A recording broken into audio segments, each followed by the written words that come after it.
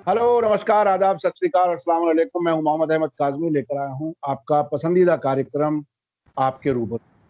Media star world अलग अलग तरीके से आपको इंफॉर्मेशन पहुंचा रहा है।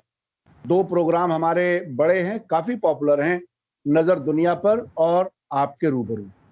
इस कार्यक्रम में हम जानकार लोगों से आपकी मुलाकात कराते हैं, आपके रूबरू कराते हैं।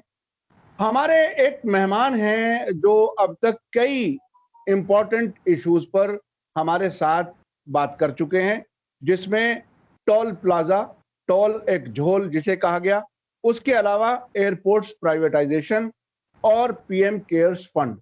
मेहमान का नाम है हमारे संजय शिरोडकर साहब, जो आरटीआई, अपने आप को कहते हैं आरटीआई यूजर, लेकिन मैं अब पत्रकार के तौर पर कहता हूं आरटीआई एक्टिविस्ट, क्योंकि 10,000 से ज्यादा आरटीआई के जरिए बहुत सी इंफॉर्मेशन डिग कर चुके हैं, निकाल चुके हैं सरकारी ऑफिसों से, कार्यालयों से।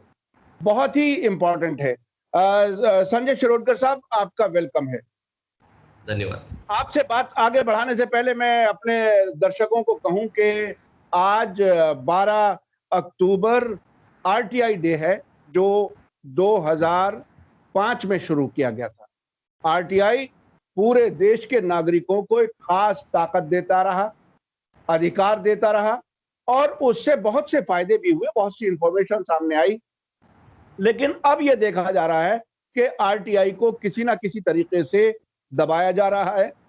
अक्सर लोगों की एप्लीकेशंस के जवाब रिफ्यूज कर दिए जाते हैं, और appeal, first appeal, second appeal में जाने के बाद भी वो इंफॉर्मेशन नहीं मिल पाती, जिसको एक आम नागरिक डेमोक्रेसी का हिस्सा होते हुए, अपना अधिकार समझते हुए लेना चाहता है, लेकिन उसे नहीं दी जाती। संजय शिरोडकर साहब, आप, आज एक बहुत ही अहम दिन है, और आपके लिए खास तौर पर 10,000 आरटीआई का मतलब उसको फॉलो भी करना होता है, सिर्फ कागज भेजना नहीं होता, और उस इंफॉर्मेशन को सही तरीके से इस्तेमाल करना, ये उससे भी बड़ा काम है। आपने बहुत बड़ा काम किया है देश के लिए। आप बताइए, आज आप आरटीआई डे पर कैसा महसूस कर रहे हैं? 12 अक्टूबर 2020 आज के दिन आरटीआई लागू होके एग्जैक्टली 15 साल हुए। तो आप कह सकते हैं कि ये राइट टू इंफॉर्मेशन 2005 का 15वां बर्थडे है। जी जी। राइट। अब 15 साल बोले तो कोई भी व्यक्ति बड़ा समझा जाता है, या 10वीं पास कर लेता है वगैरह वगैरह। ये चीज, ये राइट टू इंफॉर्मेशन या माहिती अधिकार, सबसे पहले मैं रिक्वेस्ट करना चाहूँगा कि अगर मुझ जैसा एक आम आदमी 10,000 अगर आरटीआई यूज कर सकता है, राइट एक्सरसाइज कर सकता है, इंफॉर्मेशन ले सकता है, भले वो ग्राम पंचायत हो, विधानसभा हो, विधान परिषद हो, लोकसभा हो, संसद हो, जो भी है, ये चाहे वो प्रेसिडेंट कार्यालय हो, प्रधानमंत्री कार्यालय हो, चीफ मिनिस्टर हो, कहीं भी, राइट। ये ताकत आज इस कायदे के माध्यम से हर व्यक्ति, हर नागरिक, हर करदाता, हर मतदाता को दी है। इसका इस्तेमाल हर व्यक्ति, अपने जितने भी 135 करोड़ लोग हैं, हर व्यक्ति ने वो ये आपका कॉन्स्टिट्यूशन ने दिया हुआ राइट एक्सरसाइज करना चाहिए, यूज करना ही चाहिए। मान लो कि हर वक्त आपको भ्रष्टाचार के खिलाफ लड़ाई करनी है या भ्रष्टाचार निकालने के लिए ही ये यूज करना है, कोई जरूरत नहीं है। यस, वो एक पहलू है कि बहुत सारा करप्शन है, हर लेवल पे है और हर जगह पे है, राइट। वो तो एक चीज हो गई। लेकिन अगर अपने खुद के घर में से जो काम है, राइट, ऐसे बहुत सारे काम हो सकते हैं, जैसे है पानी है, इलेक्ट्रिसिटी है, गैस है, पेट्रोल है, डीजल है, आपका आपका नौकरी है, आपका सर्विस है, आपका धंधा है, जीएसटी है, जितने भी टैक्सेस सरकार लेती है, इसके बारे में जानकारी आप डेफिनेटली सरकार से ले सकते हो, वेदर इट इज राज्य सरकार हो या केंद्र सरकार। और ये क्यों करना चाहिए? एक तो सबसे पहली चीज हर व्यक्ति ने ध्यान में लेना चाहिए, ये आपका हक है, ये जानने का हक दिया है, हक। आपको प्रिविलेजेस या फैसिलिटी नहीं दी है, इट इज योर राइट तो ये राइट दिया है तो एक्सरसाइज करना चाहिए। एक दूसरी चीज, बहुत सारे काम होते हैं, ये मेरा खुद का तजुर्बा है, इसके दो चार एग्जाम्पल मैं आगे आपको दूंगा कि किस तरह से आप समाज की सेवा कर सकते हो। जब आप समाज की सेवा होती है तो अपने आप वो देश सेवा होती है। क्योंकि दूसरी चीज है, हर साल आप ग्राम पंचायत से लेकर संसद तक देश चलाने के लिए अलग अलग संस्थाओं को करोड़ों नहीं करोड़ों करोड़ों करोड़ों टैक्स देते हो। ये सरकारी तिजोरी में आपका हर व्यक्ति का योगदान है, whether it is direct taxes और इनडायरेक्ट टैक्सेस। और हमने ये तिजोरी जो भी सरकार आती है उनको संभालने के लिए दिए है। वो तिजोरी का हकदार जो है, मालिक जो है, वो आम आदमी है। ये चीज हर व्यक्ति ने समझनी चाहिए। You are the owner of the treasury, आप उसके मालिक हो। और कोई भी सरकारें जो है वो केयर टेकर है, राइट? ये कभी भी भूलना नहीं चाहिए। You are the owner and they are the caretaker. So मालिक को ये हमने दिया हुआ करोड़ों का टैक्स कहाँ खर्चा करते हैं ये जानने का हक दिया है, और ये जानना ही चाहिए। इसके लिए राइट टू इंफॉर्मेशन एक्ट आपने यूज करना चाहिए, एक चीज। दूसरी चीज, 1947 से लेके आज तक 2020 मेरा चैलेंज है, मेरा दावा है, आपके माध्यम से मैं सरकार को भी कहना चाहूंगा, एक ऐसी स्कीम नहीं है जहां पे 100% जो बेनिफिशरीज है वो सही बेनिफिशरीज है। कि 100%, मान लो एक XYZ स्कीम है, उसका पूरा का पूरा पैसा 100% सही मायने में अच्छे और रियल बेनिफिशरीज को गया है। मेरा दावा है कि नहीं गया है, राइट? प्रॉब्लम यहां पे है, राइट? आप इतना सारा टैक्स हमसे लेते हो, लेकिन आपको जवाबदेही नहीं चाहिए। आप 100% उसका इस्तेमाल सही ढंग से होता नहीं है, करते नहीं है। ये मैं किसी एक सरकार की बात नहीं कर रहा हूं, 1947 से लेके आज तक, वेदर इट इज सारी केंद्र सरकारें, सारी राज्य सरकारें और सारे स्थानिक स्वराज्य संस्थाएं, राइट? एक भी ऐसा मौका नहीं है, एक भी ऐसा वाकया नहीं है कि लोगों ने पैसा दिया और सही मायने में काम कर। अगर ऐसा हुआ है तो ठीक है, इंफॉर्मेशन पब्लिश कर दीजिए, क्योंकि ऐसा हमने तो देखा नहीं है, राइट? क्योंकि आरटीआई ने कहा है कि आप दो तरीके से आरटीआई यूज कर सकते हो। आप एक एप्लीकेशन कर सकते हो, और दूसरा सबसे अहम चीज है वो लोगों ने जाननी चाहिए कि सेक्शन 41B के तहत हर government, again I am saying, ग्राम पंचायत से लेके संसद, राज्य सरकार से लेके केंद्र सरकार, जितनी भी गवर्नमेंट एजेंसी से या गवर्नमेंट फंडिंग एजेंसी से या पब्लिक सेक्टर यूनिट से, राइट, इन्होंने हर चीज वेबसाइट पे पब्लिश करनी चाहिए, राइट?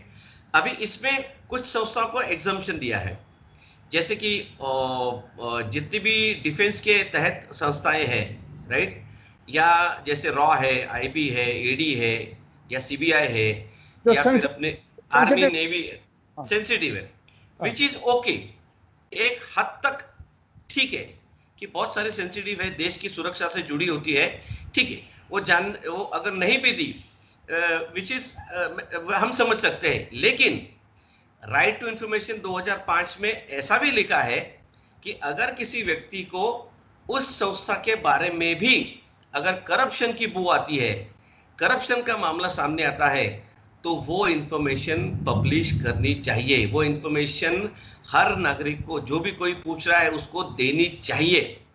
अनफॉर्चुनेटली वहां पे स्टोन वॉलिंग होती है और दरवाजे बंद किए जाते हैं, ये गलत है, राइट? जैसे एग्जांपल अगर मैं ले लूं, राफेल का ले लो, राइट? आप टेक्निकल डिटेल मत दो ना। आज आप डिफेंस के तहत, सुरक्षा के तहत जो डिटेल्स आप डिस्क्लोज नहीं करना चाहते, मत दो, लेकिन कितने में खरीदी ये जानने का हक है। ये डिसीजन किसने लिया, कैबिनेट में कौन कौन थे, कितनी मीटिंग हुई, मैं सिर्फ और सिर्फ खरीदारी की बात कर रहा हूं, कितने में दिए, या भी जो भी ऑफसेट आपने पार्टनर लिया है, राइट, वो कौन से क्राइटेरिया में लिया है, उसके कंडीशंस क्या थे, उसके टर्मिनोलॉजी क्या थी उस डील के दरमियान। ये राफेल एक एग्जांपल ले रहा हूं, आप ऐसे कोई भी एग्जांपल कोई भी डिफेंस डील या कोई भी डील सरकार जो कहती है, टैक्स पेयर का जो पैसा देती है ना, मैं उसके बारे में कह रहा हूँ, तो उसके क्राइटेरिया क्या थे, उसके मायने क्या थे, उसके ये बेसिक चीज कौन सी थी, कितनी कमिटी थी, कितने मिनट्स ऑफ मीटिंग हुए, कौन कौन किसने मीटिंग किया, ये सारी चीजें जनता जानने का हक है और ये जनता ने जानना ही चाहिए, ये मेरा कहना है। अच्छा अच्छा, ये बताइए कि ये क्या भारत के लोगों को ही ये प्रिविलेज है कि सरकार की इंफॉर्मेशन ले सके? क्या दूसरे देशों में भी है? क्या हमारे देशों से, भारत से पहले कुछ और मुल्कों ने ये किया है? क्या कुछ है इंटरनेशनल लेवल पर? क्या है? हमारी सरकार बहुत सी चीजों में बचना चाहती है। क्या ये अकेले अपने आप को मजलूम जाहिर करने की कोशिश करते हैं, या दूसरी सरकारें भी कहीं कोई पारदर्शिता है, ट्रांसपेरेंसी है? मैं कहता हूं हम लोग ने बहुत लेट दिया है, बराबर है। ये पूरे दुनिया में 200 देश है, कहीं कहीं में वो ऑटोक्रेसी है या किसको क्या बोलते हैं, जो लश्कर शाह होता है, जी जी। ऐसे कुछ आप गिने चुने अगर अफ्रीकन कंट्रीज या ऐसे जैसे जैसे मिडिल पता नहीं ईस्ट। अभी मिडिल ईस्ट या जहां पे स्वतंत्र नहीं है बोलने का, हाँ। ऐसे अगर आप एक 50-60 कंट्री अगर छोड़ देंगे तो यस, बाकी सारे 150 कंट्री में ये आइदर राइट टू इंफॉर्मेशन के नाम से है या फ्रीडम ऑफ एक्ट या फ्रीडम ऑफ इंफॉर्मेशन के नाम से है, राइट। इसकी शुरुआत मैंने कहा ना कि हम लोग 2005 में, मतलब बहुत ही लेट आया और उसके लिए भी जनता को आंदोलन करना पड़ा, कम से कम 40-45 साल, मतलब 1947 के बाद 40-45 साल झगड़ना पड़ा, केसेस करने पड़े, सरकार से लड़ना पड़ा, आंदोलन करना पड़ा, तब जाके दिया है। और अगर दुनिया की बात करेंगे तो इसमें सबसे पहला नाम आता है स्वीडन। स्वीडन जो स्कैंडिनेवियन कंट्री है, वहां पे ये कायदा 1766 में लागू हुआ, मतलब आज से कम 300 साल पहले, 300 350 साल पहले, 1766। उसके बाद कोलंबिया 1888, फिर फिनलैंड 1951, फिर अमेरिका 1966, फिर Denmark Norway 1970, France 1978, Australia New Zealand 1982, Canada 1983, Greece 1986, Austria 1987, Italy 1990।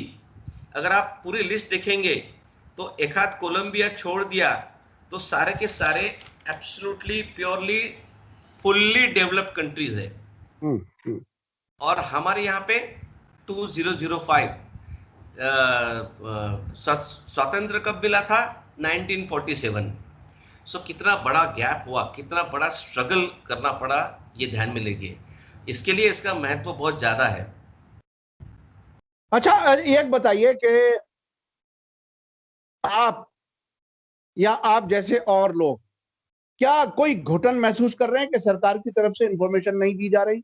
और जो आजादी 2005 के आसपास या 10 तक थी, क्या वो आजादी कम हो रही है, हमारा अधिकार कम हो रहा है? और जो सरकार में लोग बैठे हुए हैं ये इस इंफॉर्मेशन के लिए, खासतौर पे जो कमिश्नर्स हैं स्टेट्स में, इंफॉर्मेशन कमिश्नर्स, उनका क्या हाल है? वो किस तरह से काम करते हैं? देखो, मैं जिस दिन से आरटी आया हूँ 12 अक्टूबर 2005 से लेके मैं आज तक, so I am in a better position to compare information. 2005 से 2014 तक इंफॉर्मेशन काफी अच्छे मायने में अच्छी तरह मिलती थी, सफिशिएंट, काफी ऐसा स्ट्रगल नहीं करना पड़ता था, इतनी स्टोन वॉलिंग नहीं होती थी। लेकिन 2014 के बाद, क्योंकि मैंने 10,000 के ज्यादा किए, तो 2014 के बाद वो महसूस हो रहा है, स्टोन वॉलिंग हो रही है, specially PMOs, specially cabinet secretariat, specially ministries, जो एक तो बहुत इट्स अ सैड थिंग कि स्टोन वॉलिंग ज्यादा हो रही है, इंफॉर्मेशन नहीं देना या कुछ भी रीजन देके उसको टालना या फॉरवर्ड कर देना अंडर 6(3), ये 2014 से ज्यादा हो रही है। इसका क्लियर कट एग्जाम्पल अगर आप देखेंगे आज की तारीख में जो है, that is PM cares fund, classic example of stone वॉलिंग, right. उसके बाद मैंने खुद ने, मैं पीएमओ प्राइम मिनिस्टर्स ऑफिस को आधार के बारे में पूछा था, जीएसटी के बारे में पूछा था, जीएसटीएन के बारे में पूछे था, यूआईडीएआई के बारे में पूछा था, इलेक्शन कमीशन के बारे में पूछा था, election general election 2014, general election 2019 के बारे में पूछा था, मैंने एयरपोर्ट प्राइवेटाइजेशन के बारे में पूछा था। मैंने ऐसे इतने सारे आरटीआई यूज किए थे जहां पे पीएमओ का डायरेक्ट इन्वॉल्वमेंट है, राइट। क्योंकि सारे कैबिनेट सेक्रेटेरिएट का चेयरमैन जो है, राइट, आज की तारीख में वो बहुत सी जगह पे अपने माननीय पंतप्रधान है। तो अगर वो है तो ये क्या हमें जानने का हक नहीं है कि आप इतना सारा जो डिसीजन ले रहे हो भाई, ये कॉस्ट बेसिस पे ले रहे हो, कौन सी बेसिस पे आप ले रहे हो? आप पूरा पब्लिक प्रॉपर्टी प्राइवेटाइजेशन आप कर रहे हो, डिसइन्वेस्टमेंट कर रहे हो आप। जैसे अभी ये कंपैरिजन लाजमी है काजमी साहब कि एक अगर पैंडेमिक में आपने देखा है कि मजदूरों को हजारों मील दौड़ना पड़ा या पैदल चलना पड़ा, क्या उनके लिए ट्रांसपोर्ट अरेंज नहीं हो सकता था? क्या उनके लिए बसें ट्रेन नहीं चलाई जा सकती थी? क्या वो आपके नागरिक नहीं थे? ये मैं इसके लिए कह रहा हूं कि एक जगह पे आपने ऐसा देखा है जहां पे शायद ये 80 या 100-200 करोड़ में काम होता था, लेकिन उसी दुनिया में, उसी देश में आप एक आदमी के लिए, भले ठीक है वो पद की गरिमा बहुत ज्यादा है, बहुत बड़ी है, उसका हम सम्मान भी करते हैं, 8,000 करोड़ का एक हवाई जहाज। मैं इसके लिए कंपैरिजन कर रहा हूं क्योंकि क्या वो नागरिक नहीं है, मजदूर अपने नागरिक नहीं है? और ये सारी चीजें आरटीआई में छुपाई जाती है, जो कि मतलब आरटीआई में देना तो दूर, ये डेटा तक अभी आजकल मेंटेन नहीं करते। और ये किस्से मेरे पास आरटीआई में इतने सारे हैं कि जैसे डेटा, जैसे किसान की आत्महत्या मैंने पूछा था, एनसीआरबी के पास, सेंट्रल मिनिस्टर के पास डेटा ही अवेलेबल नहीं है कि कितनी आत्महत्या हुई है, क्यों हुई है। उसके बाद आपने कोई भी स्टैटिस्टिक्स पूछो, राइट, एक लमसम टैक्स का आंकड़ा बताते हैं मेजर और माइनर हेड्स, जो आज की तारीख में 30 लाख करोड़ है, सिर्फ सेंट्रल करोड़।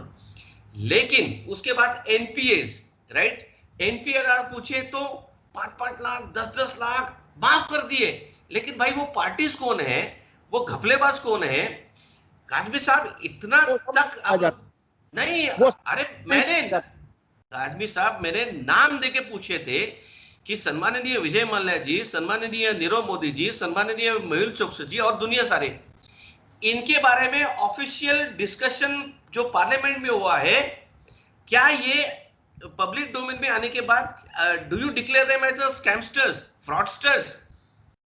सो आंसर मिला मुझे finance ministry, no we do not have data as a scamsters, as a fraudsters. तो ये इन लोगों का डेटा ही मेंटेन नहीं हुआ है। अब स्थिति वहां आ गई है कि आरटीआई तो बहुत दूर की बात, डेटा ही नहीं रखो ताकि कोई आरटीआई से ही ना पूछ सके। और जो खास बात जो मैं पूछना चाहता था वो ये कि ये जो इंफॉर्मेशन कमिश्नर्स हैं जिनके पास फाइनल अपील जाती है, उनका अपॉइंटमेंट कैसे होता है? ये कौन लोग हैं, क्या तरीका है? क्या कोई आयोग है, कोई कमीशन है जहां से पास करके लोग आते हो? क्या कुछ होता है? ये कायदा बोलता है कि अगर स्टेट गवर्नमेंट है तो राज्यपाल, गवर्नर, अगर सेंट्रल गवर्नमेंट है तो महामहिम प्रेसिडेंट जी, राष्ट्रपति जी। इन्होंने अलग अलग फील्ड के जो एक्सपर्ट्स है, वेदर इट इज मेडिकल है, एजुकेशन है, स्पोर्ट्स है, या ग्रामीण में कोई काम करता है, या कृषि है, जितने भी अलग अलग इंडस्ट्री के जो एक्सपर्ट्स है, और हमारे पास इस एक्सपर्ट्स की बिल्कुल कमी नहीं है, राइट। उनको इंफॉर्मेशन कमीशन नियुक्त करना चाहिए, उनका बाकायदा एडवर्टाइज देनी चाहिए, बाकायदा एप्लीकेशन आना चाहिए, बाकायदा इंटरव्यू होना चाहिए। उसके बाद ही ये एक्सपर्ट्स, आज की तारीख में एक शैलेश गांधी जी, ये एक एग्जाम्पल छोड़ा तो 2005 से लेके आज तक 15 साल में कोई भी स्टेट गवर्नमेंट या सेंट्रल गवर्नमेंट में जो भी कोई रिटायर्ड बाबू होता है, जो उनके मर्जी का होता है, स्पेशली प्रिंसिपल सेक्रेटरी हो या चीफ सेक्रेटरी हो, उसको रिटायरमेंट के बाद 5 साल का पूरा सोए वहां पे किया जाता है। जी शिरोडकर साहब, आपने बिल्कुल सही कहा। मुझे बिल्कुल ऐसा लग रहा है कि जैसे हाई कोर्ट और सुप्रीम कोर्ट के जजेस को, अपनी पसंद के जजेस को कुछ खास पोस्टिंग दे दी जाती है, ऐसे ही ब्यूरोक्रेट्स को, जैसा कि आपने बताया, इंफॉर्मेशन कमिश्नर बता दिया जाता है।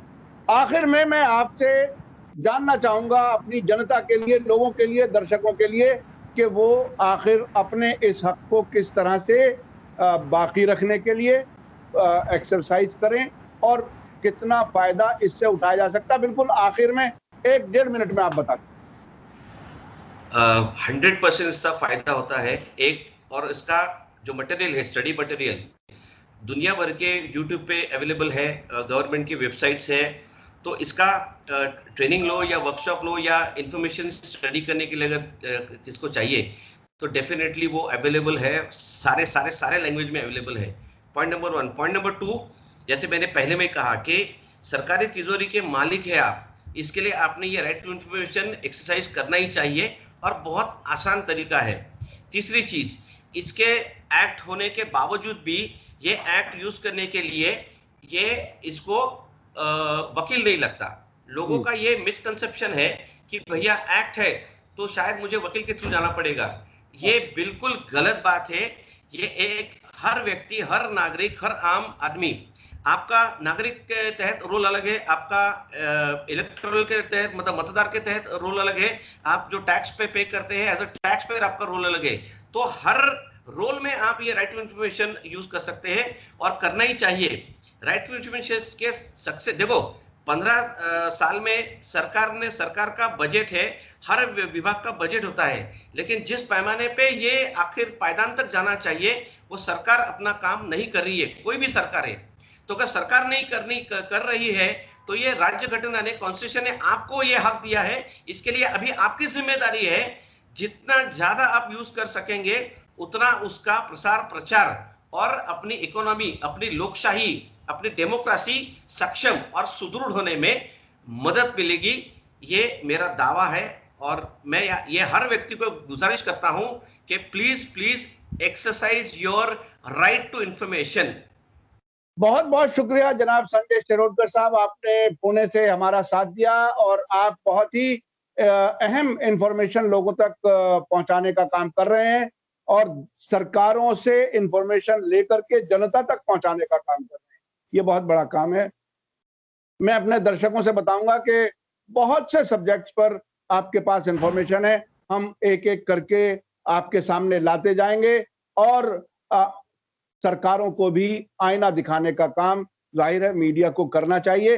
गोदी मीडिया नहीं कर रहा, हम पूरी कोशिश कर रहे हैं। इसी के साथ मुझे दीजिए इजाजत। धन्यवाद, शुक्रिया, जय भारत, जय हिंद।